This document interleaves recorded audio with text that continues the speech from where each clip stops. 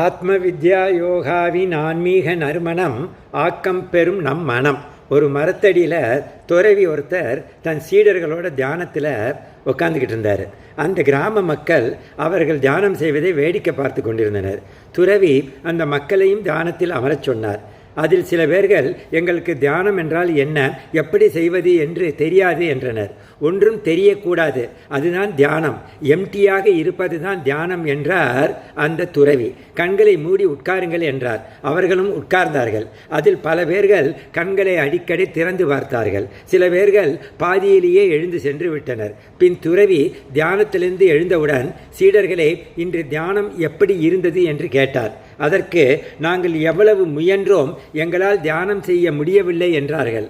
அதற்கு காரணம் கேட்டார்கள்.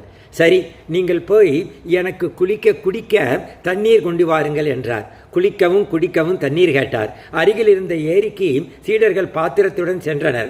நாம் தியானம் பற்றி கேட்டால் அதற்கு விளக்கம் கூறாமல் நம் குரு தண்ணீர் கொண்டு வரச் சொல்கிறார், ஒன்றும் புரியவில்லையே என்று பேசிக்கொண்டே சென்றனர்.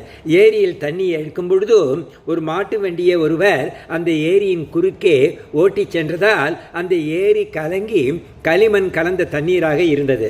சீடர்கள் அந்த கலப்பட தண்ணீரை துறவிக்கு கொடுக்கக்கூடாது என்று அந்த மட்டி வாட்டர் செட்டில் ஆகும் வரை காத்திருந்து தெளிந்த நீர் வந்தவுடன் அதை எடுத்துக்கொண்டு துறவிக்கு கொடுத்தனர்.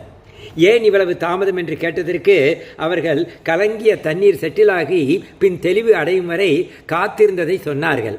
துறவி, உங்களின் தியானம் சரிவர நடக்காததற்கு காரணம் இந்த நிகழ்வில் இருக்கிறது என்று சொல்லிவிட்டு நகர்ந்தார். என்ன டேக்கவே?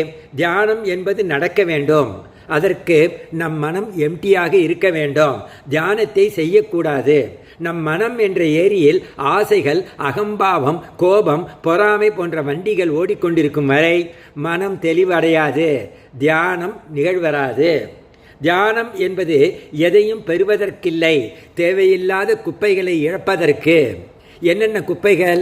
பேராசை, கோபம், பொறாமை, காமம் அண்ட் பயம் அண்ட் எப்பொழுதும் கவலைப்பட்டு கொண்டே இருப்பது, எதிர்காலத்தை நோக்கிய ஆங்ஸைட்டி, இவற்றையெல்லாம் இழப்பதற்கு தான் தியானம்.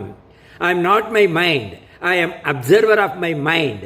என் மனதை நான் சாட்சியாக பார்க்க அழுக்குகள் அகன்று மனம் தெளிவடையும்.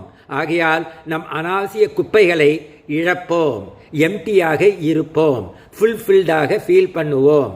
இறைவா நன்றி.